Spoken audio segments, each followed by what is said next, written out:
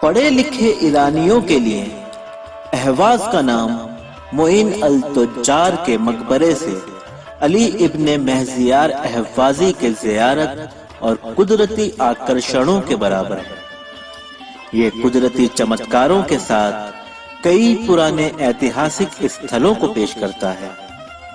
اوسط ایرانیوں کے لیے اہواز کا نام انجانے میں قارون ندی، سموسا اور شہر کا گرم سورج ہے۔ اہواز خوزستان صوبے کے سب سے پرانے شہروں میں سے ایک ہے۔ یہاں 40 رجسٹرڈ ایتہاسک جگہ ہے۔ قارون ندی جو شہر سے ہو کر گزرتی ہے، سیلانیوں کے لیے سب سے خاص آکرشنوں میں سے ایک ہے۔